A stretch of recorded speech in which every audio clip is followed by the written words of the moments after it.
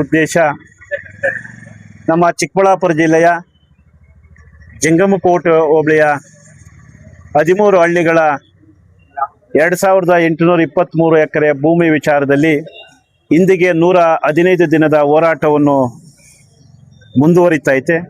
ಈ ಸಂದರ್ಭದಲ್ಲಿ ಕರ್ನಾಟಕ ರಾಜ್ಯದ ಮಾಜಿ ಮುಖ್ಯಮಂತ್ರಿಗಳು, ಕೇಂದ್ರದ ಸಚಿವರಾದಂಥ ಕುಮಾರಣ್ಣನವರು ಬಿಡದಿಯ ಹೋರಾಟದಲ್ಲಿ ಭಾಗವಹಿಸಿ ರೈತರ ಪರವಾಗಿ ತಾವು ಏನು ಇರ್ತೀವಿ ಅಂತ ಹೇಳಿಕೆಯನ್ನು ಕೊಟ್ಟಿದ್ದರು. ಆ ಹೇಳಿಕೆಯ ಪೂರಕವಾಗಿ ನಾವು ಕೂಡ ಮಾನ್ಯ ಕುಮಾರಣ್ಣವರನ್ನು ಭೇಟಿ ಮಾಡಿದ್ವಿ.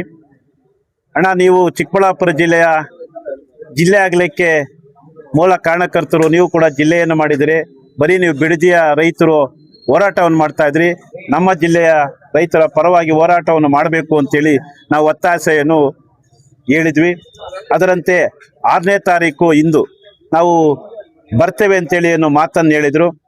ತದನಂತರ ಶುಕ್ರವಾರ ಹಿಂದೆ 4ನೇ ತಾರೀಕಿಂದೆ ನಾವು ಕರೆದು ಒಂದು ಮಾನ್ಯ ಶಾಸಕರಾದಂಥ ಚಿಕ್ಕಬಳ್ಳಾಪುರ ಜಿಲ್ಲೆಯ ಶಿಡ್ಲಘಟ್ಟ ಶಾಸಕರನ್ನು ಕೂಡ ಕರೆದು ಸಾಧಕ ಬಾಧಕಗಳ ಬಗ್ಗೆ ಚರ್ಚೆಯನ್ನು ಮಾಡಿ, ಏನು 2 ವರ್ಷದ ಹಿಂದಿನಿಂದನೂ ಕೂಡ ಶಾಸಕರು ರೈತ ಪರವಾದಂಥ ಈ ಒಂದು ವೇದಿಕೆಯಲ್ಲಿ ತಾವು ಕಾಣಿಸ್ಕೊಳ್ಳಲಿಲ್ಲ, ಯಾಕೆ ಅಂತೇಳಿ ಬಗ್ಗೆ ಚರ್ಚೆ ಆಯಿತು.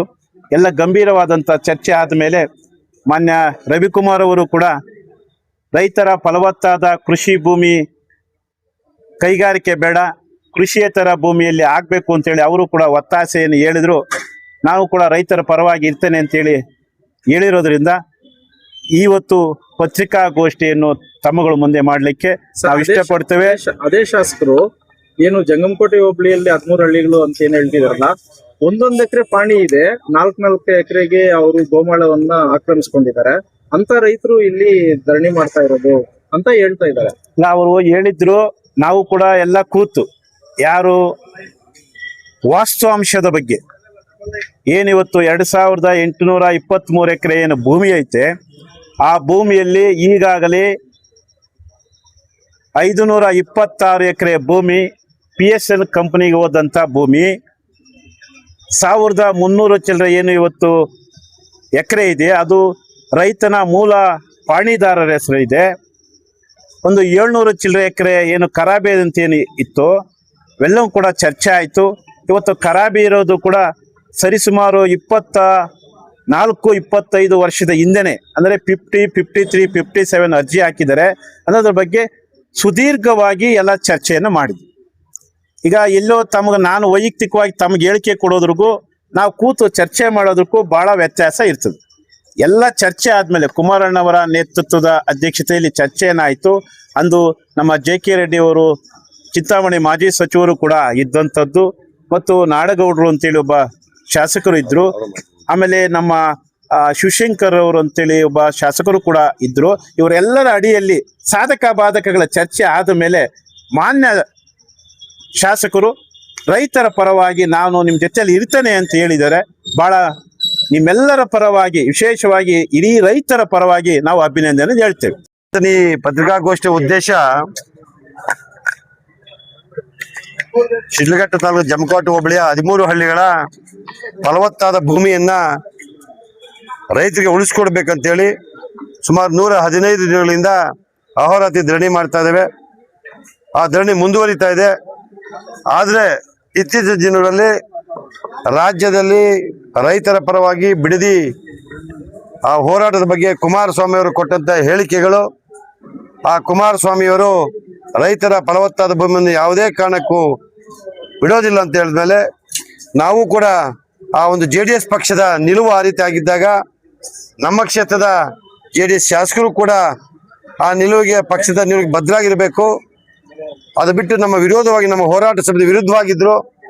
ಅದನ್ನು ನಮ್ಮೆಲ್ಲ ಹೋರಾಟ ಸಮಿತಿಯ ಸದಸ್ಯರು, ಹೋರಾಟಗಾರರು, ರೈತ ಮುಖಂಡರು ಕುಮಾರಣ್ಣ ಗಮನಕ್ಕೆ ತಂದಾಗ ಆ ಕುಮಾರಣ್ಣವರು ಅದನ್ನು ಕೂಲಂಕುಷವಾಗಿ ಪರಿಶೀಲನೆ ಮಾಡಿ ಎಲ್ಲ ವಿಚಾರಗಳನ್ನು ಮಾಹಿತಿಯನ್ನು ತಿಳಿದುಕೊಂಡು ಮತ್ತೆ ಅವರು ಇನ್ನೊಂದು ಸಭೆಯನ್ನು ಕರೆದು, ಆ ಸಭೆಗೆ ಗೌರವಾನ್ವಿತ ಶಾಸಕರನ್ನು ಕರೆದು ನಮ್ಮ ಚಿಂತಾಮಣಿಯ JK ಕೃಷ್ಣಾರೆಡ್ಡಿ ಅವರು ರಾಜ್ಯ JDS ಕೋರ್ ಅಧ್ಯಕ್ಷರು ಕರೆದು ಎಲ್ಲ ಚರ್ಚೆ ಮಾಡಿ ನಮ್ಮ ನಮ್ಮ ಈ ಹೋರಾಟಕ್ಕೆ ಜಾತ್ಯತೀತ ಜನತಾದಳ ಪಕ್ಷವೂ ಕೂಡ ಕೈ ಜೋಡಿಸ್ತೀವಿ. ನಾವು ರೈತರ ಹಿತವನ್ನು ಕಾಪಾಡೋದೇ ನಮ್ಮ ಪಕ್ಷದ ಮೂಲ ಉದ್ದೇಶ ಅಂತೇಳಿ ನಮ್ಮ ಬೆಂಬಲ ಘೋಷಿಸಿದ್ದಾರೆ. ಆ ಬೆಂಬಲಕ್ಕೆ ಅವ್ರಿಗೆ ಕೃತಜ್ಞತೆ ಹೇಳ್ಬೇಕಂತೇಳಿ ನಮ್ಮ ರೈತ ಸಂಘದ ಮುಖಂಡರು, ನಮ್ಮ ಹೋರಾಟಗಾರರು, ರೈತರು ನಾವೆಲ್ಲ ಕೂಡ ಈ ಒಂದು ಪತ್ರಿಕಾಗೋಷ್ಠಿಯಲ್ಲಿ ಕರೆದಿದ್ವಿ. ವಿಚಾರವಾಗಿ ಚರ್ಚೆ ಆಯ್ತು. ಈಗ 50-50 ಇಡೀ ಭೂಮಿ ಭೌಗೋಳಿಕವಾದಂತ ಭೂಮಿಯ ನಾವು ವಿಚಾರ ಮಾಡಿದ್ರೆ ಎಲ್ಲವೂ ಕೂಡ ಸರ್ಕಾರದ ಅಡಿಯಲ್ಲಿ ಬಂದಂತದ ಭೂಮಿ. ಯಾರೋ ನಮ್ಮ ತಾತ ಮುತ್ತಾತ ಭೂಮಿ ಹುಟ್ಸೋದಲ್ಲ, ಸರ್ಕಾರದಿಂದ ಬಂದಂಥದ್ದು. ಹಿಂದೆ ರಾಜರು ಕೊಟ್ಟಂಥದ್ದು ಅಥವಾ ಮಹಾರಾಜರು ಕೊಟ್ಟಂಥದ್ದು ಅಥವಾ ಸರ್ಕಾರ ಬಂದ ಮೇಲೆ ಸರ್ಕಾರ ಕೊಟ್ಟಂಥದ್ದು, ಅದು ಸರ್ಕಾರದಿಂದ ಬಂದಂಥದ್ದು. ಇವತ್ತು ನಾವು ಉಳೋನಿಗೆ ಭೂಮಿ ಅಂತೇಳಿ ಏನು ಅನ್ನದ ಸಂದರ್ಭ, ಇಡೀ ದೇಶ ಅನ್ನಕ್ಕೆ ಸಮಸ್ಯೆ ಆದಾಗ ಇಡೀ ರಾಜ್ಯ ಇರ್ಬೋದು, ಕೇಂದ್ರದ ಏನು ಅಂದಿನ ಪ್ರಧಾನಮಂತ್ರಿಗಳಾಗಿದ್ದಂಥ ಏನು ನೆಹರು ಅವರು ಮತ್ತು ಆಗಿನ ಸಂದರ್ಭದಲ್ಲಿ ಇಲ್ಲಿ ಇದ್ದಂಥ ಏನು ಮುಖ್ಯಮಂತ್ರಿಗಳಿರ್ಬೋದು, ಎಲ್ಲವೂ ಕೂಡ ನೀವು ಎಲ್ಲಿ ಜಾಗ ಇದೆ ಉಳ್ರಿ ಅಂತ ಹೇಳಿದ್ರು. ಅಂದ್ರೆ ಯಾವ ಭೂಮಿನ? ಅದು ನಮ್ಮ ಅಪ್ಪನ ಭೂಮಿ ಅಲ್ಲ ಅಥವಾ ನಮ್ಮ ತಾತನ ಭೂಮಿ ಅಲ್ಲ, ಸರ್ಕಾರದ ಭೂಮಿ. ಆ ಸರ್ಕಾರ ಭೂಮಿನ ಉತ್ಬಿಟ್ಟು ಯಾರು ಕೊಟ್ರಿ ಅನ್ನ? ಸಮಾಜಕ್ಕೆ ಕೊಟ್ಟಿವಿ, ನಾಗರಿಕರಿಗೆ. ಅದೇ ರೀತಿ ಈಗೂ ಕೂಡ ಇದು 24 ವರ್ಷದ ಹಿಂದೆ 50-50 ಕ್ಲಿಯರ್ ಆಗಿದ್ದಿದ್ರೆ ಇವತ್ತು ಸರ್ಕಾರ ಭೂಮಿಯಲ್ಲಿ ಆಗೋದು ರೈತನ ಭೂಮಿ ಆಗ್ತಾ ಇತ್ತು. ಅದಕ್ಕೆ ಈಗ ಕೂಲಂಕುಷವಾಗಿ ಚರ್ಚೆ ಮಾಡಿದ್ವಿ. ಯಾಕಂದ್ರೆ ಈ ಸಾಧಕ ಬಾಧಕ, ಈಗ ನಾವ್ ಎಷ್ಟೇ ಹೋರಾಟ ಮಾಡಿದ್ರು, ಎಷ್ಟೇ ಒಂದು ದೊಡ್ಡ ಮಟ್ಟದ ಚಳುವಳಿ ಮಾಡಿದ್ರು ಕೂಡ ಒಂದು ಕೂತು ಬಗೆಹರಿಸುವಂತ ರೀತಿಯಲ್ಲಿ ಆಗ್ಬೇಕಲ್ಲ, ಆ ರೀತಿ ಆಗೈತೆ. ಇವತ್ತು ಶಾಸಕರಿಗೆ ನಾವು ಬಹಳ ಗೌರವವನ್ನು ಕೊಡ್ತೇವೆ. ನಾವು ಕೃಷಿ ಭೂಮಿಯಲ್ಲಿ ಕೈಗಾರಿಕೆ ಮಾಡಬಾರ್ದು ಅಂತೇಳಿ ಅವ್ರು ಹೇಳಿರೋದ್ರಿಂದ ನಮಗೆ ಬಹಳ ಖುಷಿ ಆಗ್ತದೆ. ಅವರು ಕೂಡ ನಮ್ಮ ಜೊತೆಯಲ್ಲಿ ಮೂಲತವಾಗಿ ರೈತನಾಗಿರೋದ್ರಿಂದ, ರೈತನ ಮಗನಾಗಿರೋದ್ರಿಂದ ನಮ್ಗೆ ಬಹಳ ಖುಷಿ ಆಗ್ತದೆ. ಅದು ಅಭಿನಂದನೆ ಕೂಡ ಹೇಳ್ತೇವೆ. ಸರ್, ಇಡೀ ಇತಿಹಾಸದಲ್ಲಿ 70 ವರ್ಷಗಳ ನೀರಾವರಿ ವಿಚಾರದಲ್ಲಿ ಒಂದು ಹನಿನೂ ಕೂಡ ಇಡೀ ರಾಜ್ಯದಿಂದ ಜಿಲ್ಲೆಗೆ ಬಂದಿಲ್ಲ. ಇವತ್ತು ಯಾವ್ದಾದ್ರು ತಂದಿದೀವಿ ಅಂತ ಹೆಮ್ಮೆ ಯಾರನ್ನ ಕರ್ಕೊಂಬನ್ನಿ, ಎಷ್ಟ್ ನೀರೋ ಮಸ್ಟ್ ನೀರೋ ತಂದಿರೋದು ನಾವು, ಯಾರನ್ನ ಕರ್ಕೊಂಬನ್ನಿ ನೋಡುವ. ಇಡೀ ಹೋರಾಟಗಾರ ಇರ್ಬೋದು ಅಥವಾ ಯಾರಾದ್ರೂ ತಂದಿದ್ದೀವಿ ಅಂತ ಹೇಳಿದ್ರೆ ಬನ್ನಿ, ನಾನು ಕಾಲ್ ಕಾಯ್ದು ದುಡ್ತೀನಿ, ತಂದವ್ರು ನಾವೇ ಅಂತೇಳಿ. ರಾಜ್ಯ ಕಾರ್ಯದರ್ಶಿ ಅಲ್ಲ, ಈಗ ನೀವ್ ಹೇಳಿದ್ರಲ್ಲ, ಯಾವುದೇ ಹೋರಾಟವನ್ನು ಕೂಡ ನಾವು ಕೈ ಬಿಟ್ಟಿಲ್ಲ. ಇವತ್ತು ರಾಜ್ಯಕ್ಕೆ ಅರಣ್ಯ ಇಲಾಖೆ ತಕೊಂಡೋಗಿದ್ದು ನಾವೇ. ಇವತ್ತು ವಿದ್ಯುತ್ ಇಲಾಖೆ ನಿಮ್ಗೆಲ್ಲ ಥ್ಯಾಂಕ್ಸ್ ಹೇಳಿದ್ವಿ.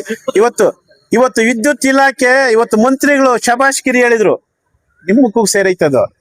ಇದೇ ಏನು ನಮ್ಮ ಹನಿ ನೀರಾವರಿ ಇಡೀ ರಾಜ್ಯದಲ್ಲಿ ತಂದಿದ್ದು ನಾವೇ. ಏನೋ 50%, 40% ಅಥವಾ 75 ಇದ್ದಂಥದ್ದು ಇಡೀ ರಾಜ್ಯದ ರೈತರಿಗೆ 90% ತಂದಿದ್ದು ಇದೇ ಹೋರಾಟದ ಮೇಲೆ. ಮಧ್ಯ ನಿಲ್ಸಿರಂತ ಯಾವುದೇ ಹೋರಾಟ ಇಲ್ಲ. ಅದು ನಮ್ಮ ಜಿಲ್ಲಾಧ್ಯಕ್ಷರು ಇರಿ ಸರ್ ನೋಡಿ ಸರ್, ನಾವು ಆ ಹೋರಾಟದಲ್ಲಿ ಭಾಗವಹಿಸಿದ್ದೇವೆ. ಅದರ ಮುಂಚೂಣಿಯಲ್ಲಿ ನಾವೇ ಇರೋದು. 450 ದಿನ, ಇವತ್ತು ನಮ್ಮ 450-60 ಆಗೈತೆ. ಅದರ ಪ್ರಮುಖ ಪಾತ್ರಧಾರ ನಾವೇ ಅಲ್ಲೇ. ಇರಿ ಸರ್ ನೋಡಿ ಸರ್, ಪ್ರಮುಖ ಪಾತ್ರಧಾರ ನಾವೇ ಅಲ್ಲಿ ತಾವು ತಮ್ಮ ಸ್ನೇಹಿತರು ಯಾರಾದ್ರು ಸಂಬಂಧಪಟ್ಟವ್ರು ಇದ್ರೆ ಕೇಳಿ. ರಾಜ್ಯಾಧ್ಯಕ್ಷ ನಾಯಕನಿರ್ತಾನೆ ನೋಡಿ ಸರ್, ನಾನು ಒಬ್ಬ ಜವಾಬ್ದಾರಿತವಾದಂತ ಕಾರ್ಯಾಧ್ಯಕ್ಷ. ನಾನು ಹೋದ್ಮೇಲೆ ಈ ತಂಡ ಹೋದಂಗೆ ಅಲ್ವೇ, ಅಲ್ಲಿ ಜಿಲ್ಲಾಧ್ಯಕ್ಷನಲ್ಲಿ ಮುನ್ನಡೆಸ್ತಾವ್ರಲ್ಲ. ಸರ್, ಈಗ ರಾಜ್ಯ ಕಾರ್ಯದರ್ಶಿಗಳು ಎಲ್ಲಿ ಪಾಲ್ಗೊಂಡಿಲ್ಲ ಅಂತ ಹೋಗಿದ್ವಲ್ಲ ಸರ್. ಏನ್ ಹೇಳ್ತಾ ಇದ್ರಿ ನೀವು ಸರ್? ಈಗ ತಾವೇನ್ ಹೇಳ್ತಾ ಇದ್ರಿ? ಈಗ ಚಂದ್ರಾಯಪಟ್ಟಣ ಇರ್ಬೋದು, ಚಂದ್ರಾಯಪಟ್ಟಣ ಮೊದಲಿಗೆ ಟ್ರ್ಯಾಕ್ಟರ್ ತಗೊಂಡು ಹೋದವ್ರು ನಾವೇ. ಇಡೀ ಚಿಕ್ಕಬಳ್ಳಾಪುರ ಜಿಲ್ಲೆಯ ರೈತರು, ಇಡೀ ರಾಜ್ಯದ ರಾಮನಗರಕ್ಕೆ ಹೋಗಿದ್ವಿ.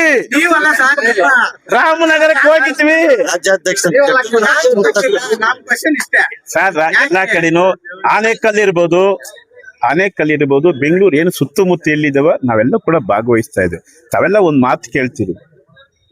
ನಮ್ ಸತೀಶ್ ಅಣ್ಣ ಎಲ್ಲ ಹೇಳ್ತಾನೆ, ಸತೀಶ್ ಅಣ್ಣ ಮನೆಗ್ ಕರೆದ್ರೆಲ್ಲ ನಾವು ಹೋಗ್ಬೇಕಾಗಿರೋದು. ಇದು ತಾವು ಅರ್ಥ ಮಾಡ್ಕೊಳ್ಬೇಕು, ಪತ್ರಕರ್ತರು, ದೃಶ್ಯ ಮಾಧ್ಯಮದವರು. ಯಾಕಂದ್ರೆ ಸತೀಶ್ ಅಣ್ಣ ಮನೆಗ್ ಕರೆದ್ರೆ ನಾವು ಹೋಗಿ ಊಟ ಮಾಡ್ಬೋದು. ಸತೀಶ್ ಅಣ್ಣ ಕರೀದಿದ್ರೆ ಹೆಂಗ್ ಊಟ ಮಾಡ್ತೀರಿ? ದಯಮಾಡಿ ಕೇಳಿ ಸರ್, ದಯಮಾಡಿ ಕೇಳಿ. ನಮ್ಮ ರೈತರಿಗೆ ಮಂಡ್ಯದ ರೈತರು, ಮೈಸೂರಿನ ರೈತರು ಏಟದಿಂದ ಹಾಸ್ಪಿಟ್ಲ್ಗೆ ಹೋದ್ರು ಸರ್.